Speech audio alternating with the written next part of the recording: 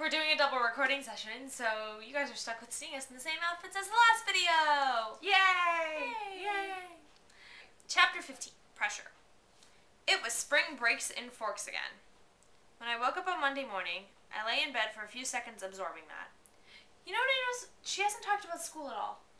Yeah. In a couple chapters. What's school? Is it like, has it been like one day or something? I don't know. We don't know. No. Last spring break, I'd been hunted by a vampire too. I hope this wasn't some kind of tradition forming. Oh no. Knowing you, Bella, it would be. I know. Already I was falling into the pattern of things at La Push. So she spends a lot of her time in La Push because that's where she's safe from Victoria, because the vampires can't go into Quileute territory. So she spends a lot of her time there. Aww. When Jacob and I walked along the beach now, he always held my hand. Aww. His hand felt nice as it warmed mine, and I didn't protest. Oh. I worked Tuesday afternoon. Oh yeah, I forgot she had a job. She works at the Newman's Outdoor stuff. yeah, outdoor store. Jacob followed me on his bike to make sure I arrived safely, and Mike noticed. "Are you dating that kid from La Push, the sophomore?" he asked. I shrugged. Not in the technical sense of the word. I do spend most of my time with Jacob, though. He's my best friend. Yeah. Mike's eyes narrowed shrewdly. "Don't kid yourself, Bella. The guy's head over heels for you." "I know," I sighed. "Life is complicated." It's fine. It's fine. Oh my god. Oh, why? Why? Team Mike. That night, so after working, Sam and Emily joined Charlie and me for dessert at Billy's house. They ate cake. I like cake. Jacob talks about his body temperature, how he's around 108 or 109 degrees all the time. That's kind of crazy. Ordinary human raw like that, they'd be dead. Yeah. He whips out a pocket knife. "No, I do not want to see. Put that away." Whoa. What? It's not fine. What? Oh, no, Jacob says it's fine. Fine. It's a good thing. Oh, he was going to show Bella how if he cuts himself, they heal really quickly. So he whips out a knife to, like, stab himself. That makes perfect sense. Don't be emo, Jake. Bella is wondering how they turn into werewolves, the first occurrence, how that happens, and whether or not Jacob's worried about Quill. Jacob says that Quill's father says the kid could fry an egg on his forehead, so it shouldn't be long now before he changes too. Sometimes if you get really upset about something, it can trigger it early. This is why Jacob did it later than almost everybody else. He was happy. He laughed bitterly. Because of you, mostly. That's why it didn't happen to me sooner. Instead, it just kept on building up inside of me, like a time bomb. You know what set me off? I got back from the movie, and Billy said I looked weird. That was all, but I just snapped. And then, I exploded. I almost ripped his face off. My own father. Holy crud. But now he's not miserable anymore, so that's good. Bella tells him about last year when James tried to kill her at the ballet studio. Or, not kill her, but yeah, kill her, change her, whatever he was trying to do to her. "Do you remember the last spring when I was in the hospital down in Phoenix?" Jacob's, "Yeah, I remember that." So Bella shows him her scar that's on her hand. He picks up her hand, examines it, says, "This is your funny scar, the cold one." And then he looks at it, gasps. "Yes, it's what you think it is," I said. "James bit me." Jacob starts to get really angry and starts shaking, but Bella calms him down. Then he asks, did any of the other Cullens have extra talents? Like Edward can read minds. And Bella goes into all the things that the Cullens can do, about how Jasper can control emotions of people, and Alice can see the future, things like that.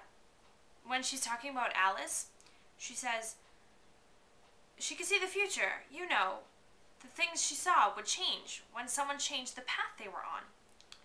Like how she'd seen me dying, and she'd seen me becoming one of them. Two things that had not happened, and one that never would. My head started to spin. I couldn't seem to pull in enough oxygen from the air. No lungs. That's the best sentence ever. No lungs. Bella doesn't have lungs anymore. Jacob was entirely in control now, very still beside me. Why do you do that? He asked. He tugged lightly at one of my arms, which was bound around my chest, and then gave up when it wouldn't come loose easy. I hadn't even realized I'd moved them. You do that when you're upset. Why? It hurts to think about them, I whispered. It's like I can't breathe, like I'm breaking into pieces. I'm fine. It happens all the time, and it's not your fault. Oh my god. It's fine! Fine, it happens all the time. I'm just falling apart. No big. And then Jacob says, we're a pretty messed up pair, aren't we? Neither one of us can hold our shape together right. Alone time wasn't good for me. I'd been thinking too much about the Cullens. Okay. What else do you think about, Bella? Nothing. I'd like to know. Absolutely nothing.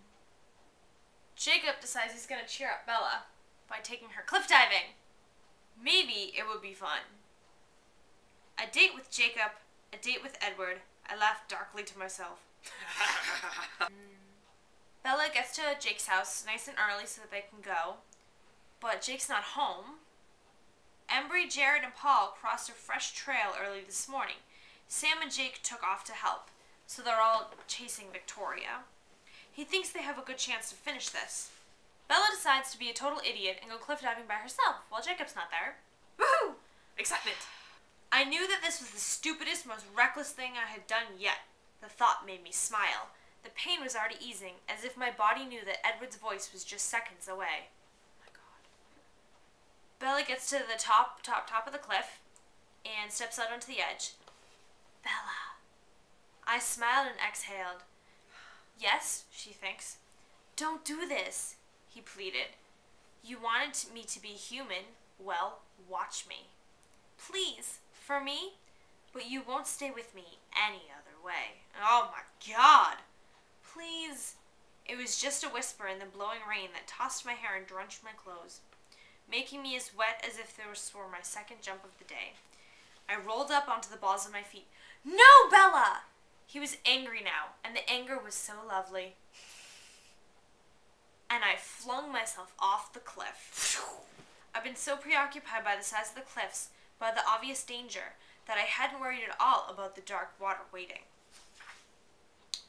Bella begins to drown. Edward's voice yells at her to keep swimming. Don't give up. Just keep fighting. Why? I didn't want to fight anymore. Bella wants to kill herself. She doesn't want to fight anymore. She just wants to let herself drown. I was almost happy that it was over. This was an easier death than others I'd faced. Oddly peaceful. Oh my god. Oh, so drowning is peaceful. I love this next line. I thought briefly of the cliches about how you were supposed to see your life flash before your eyes. I was so much luckier. Who wanted to see a rerun anyway? There isn't much to see, Bella. I saw him, and I had no will to fight. It was so clear, so much more defined than any memory. My subconscious had stored Edward away in flawless detail, saving him for this final moment. Why would I fight when I was so happy where I was? Even as my lungs burned for more air, my legs cramped in the icy cold, I was content. I'd forgotten what real happiness felt like. Happiness. It made the whole dying thing pretty bearable. What did she say? She says, I'd forgotten what real happiness felt like. Drowning. Drowning is real happiness. Yeah, drowning with Edward's voice in your head is real happiness. Goodbye, I love you, was my last thought. And that's the end of the chapter. So we don't know if she dies or not. I'm assuming she doesn't.